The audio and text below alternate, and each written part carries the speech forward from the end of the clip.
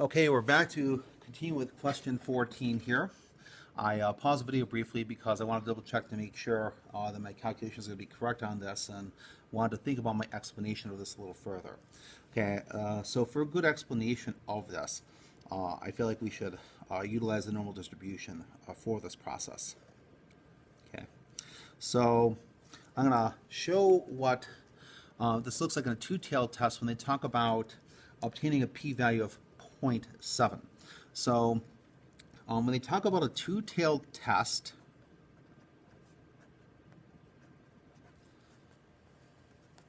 obtaining a p-value equal to 0.07, what they're saying is in that t-tailed test that 93% of the area is going to be here, and in the case of a two-tailed test, we're left with a 0.035 of the area here and 0.035 of the area here.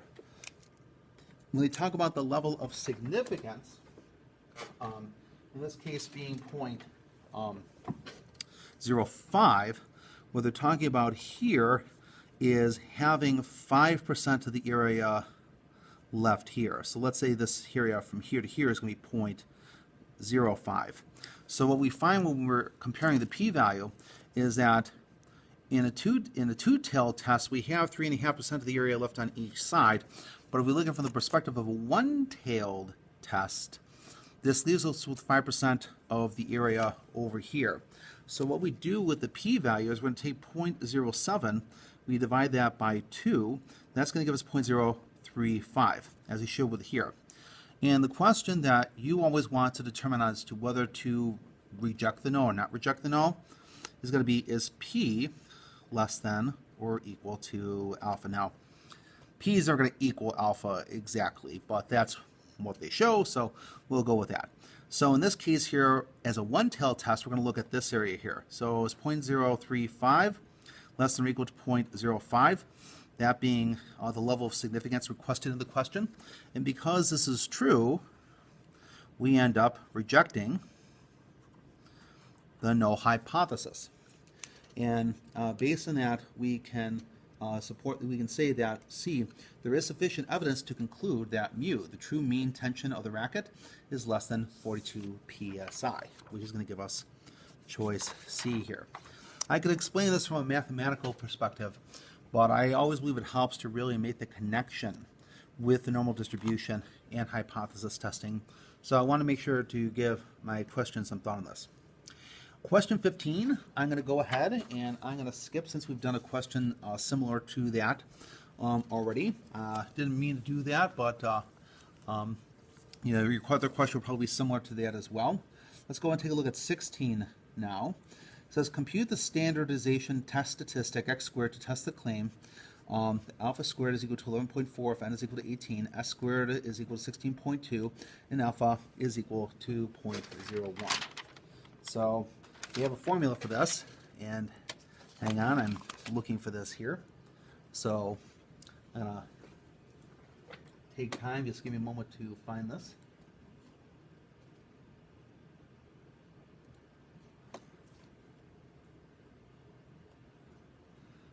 Yeah, you want to make sure that the formulas like I'm showing you on here, you definitely want to have on your cheat sheet.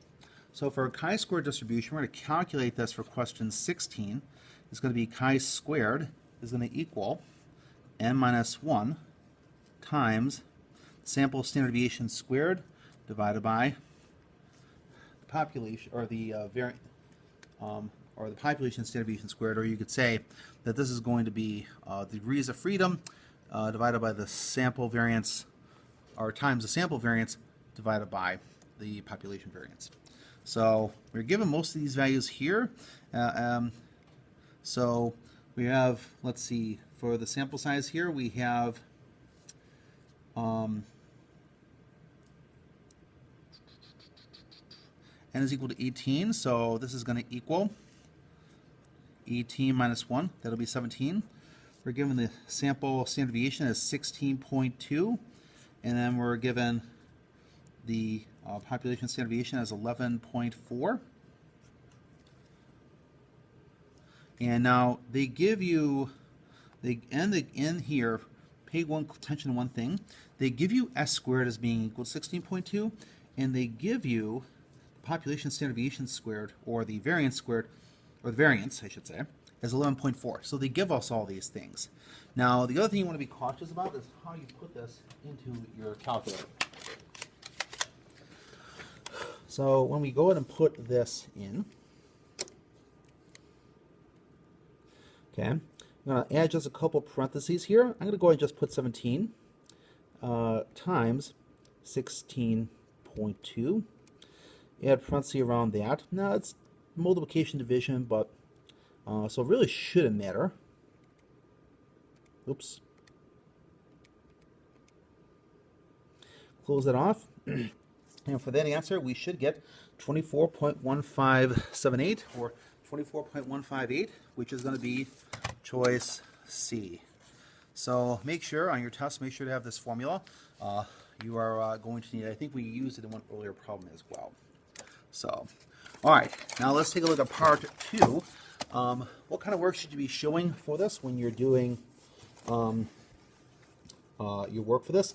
So I have a certain format that I use. I think students find it helpful. But these are short answer questions, and these are going to be worth 10 points each, so you definitely want to be showing your work for this. So let's take a look at 17. An airline claims that no-show rates for passengers is less than 5%.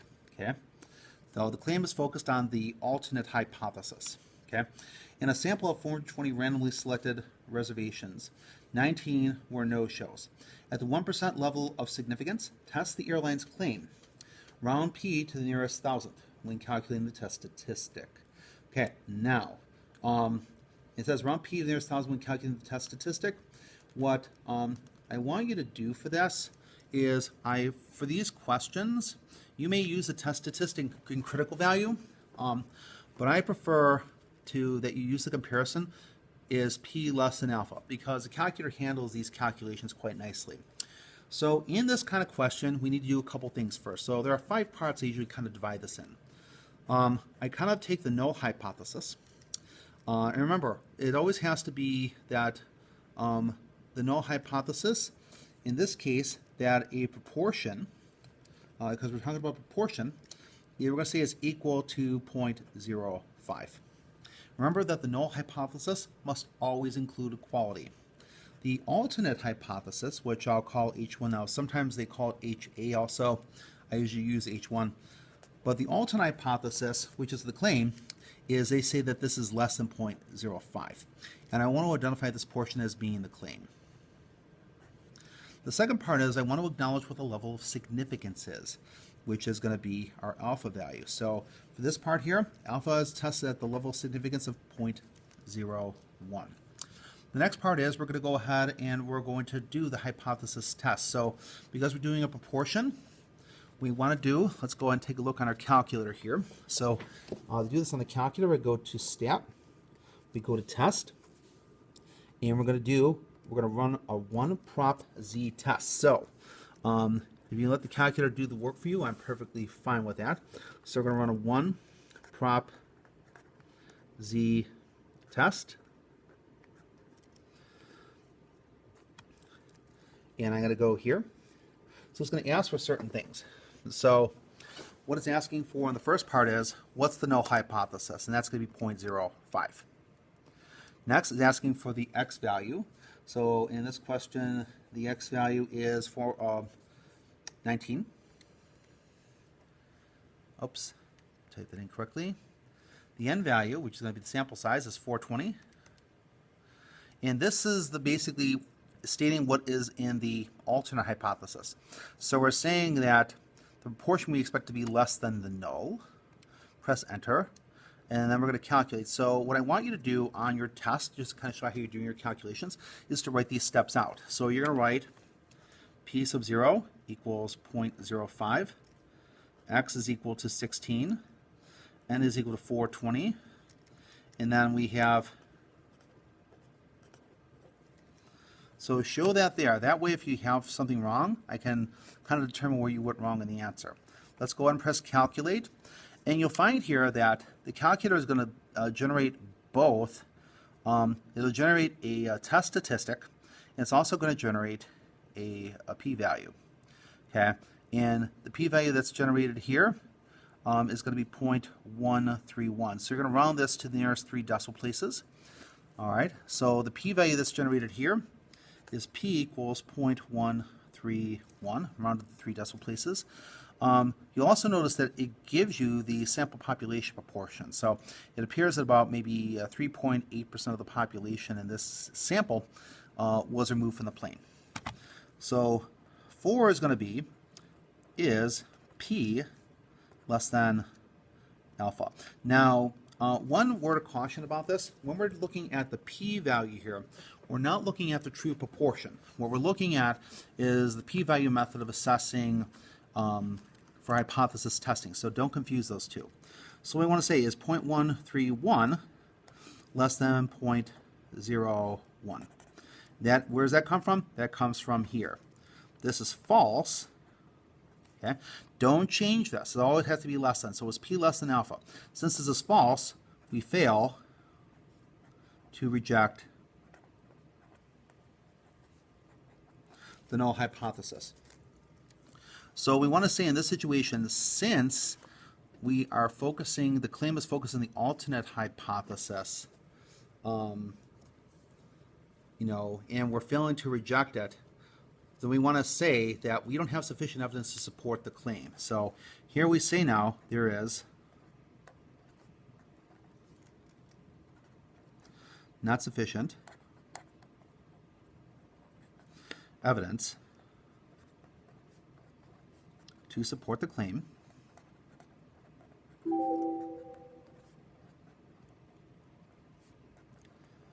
that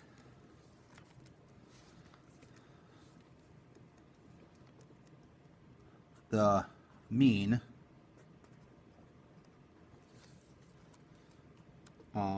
proportion or that the no-show rate is less than 5%.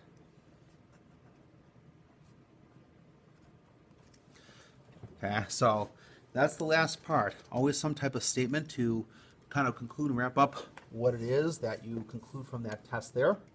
And that's the kind of work you can show on question 17 for full credit. Let's take a look at number 18 now. A local retailer claims that the mean waiting time is less than 5 minutes. Okay, so notice here already we have, in this case, a mean wait time, so we're not looking at proportion. Let's take a look at 18. What's the first thing? Our null hypothesis. In this case, we're going to say that mu, because we're talking about an average wait time, that's going to be equal to 5. And the alternate is going to be that mu is less than 5. And this is the claim. All right. So, and then it says here, a random sample of 20 waiting times have a mean of 3.5 minutes with a standard deviation of 2.1 minutes. At the 1% level of significance, test the retailer's claim. Okay, so again, for part 2 of this, the level of significance is going to be equal to 0.01. In this one, we're going to run a, okay. Now in this one, what they're giving us, it doesn't clearly specify that they're giving us a population standard deviation. So for this one, we're going to run a t-test. Okay, we would do a z-test if we knew clearly what the population standard deviation was, but we don't. So let's go to the calculator here. Going to go to the test. And for this one, we're going to go to number 2, which says t-test. The input is going to be stats. In other words, they're giving us the mean, they're giving us the standard deviation.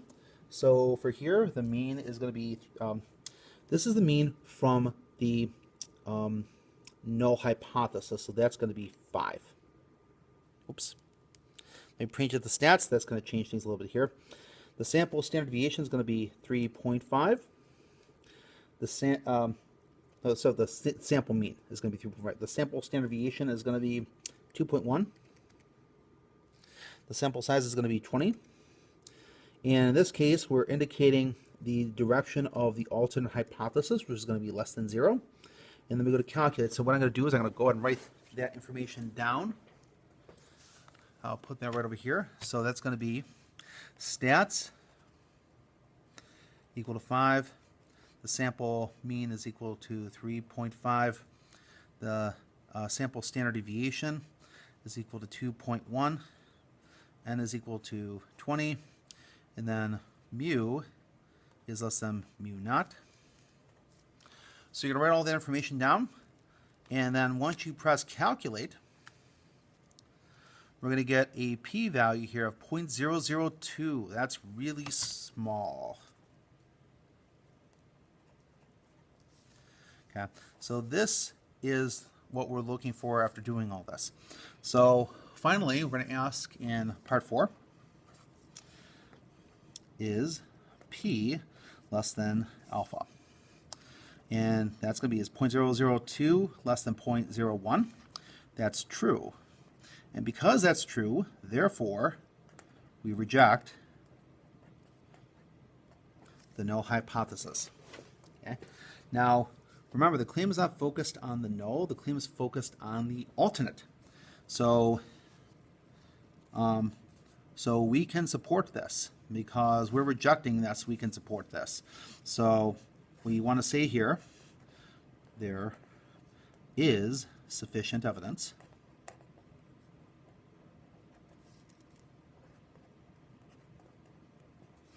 to support the claim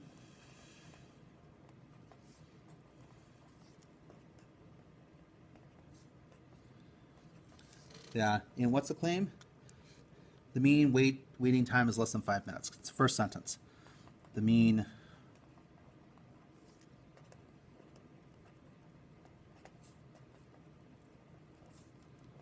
is less than 5 minutes. Okay, so those are the questions gone over. I hope you find these videos helpful on this topic. And the kind of work that you're seeing for section question 1718 is kind of along the lines of what I expect to see. If you want to do everything with the formulas, you're certainly welcome to do so. But since you have the calculator, I certainly welcome and recommend that you use that as a tool as well. I wish everyone good luck, and if you come in Saturday, I'll see you then.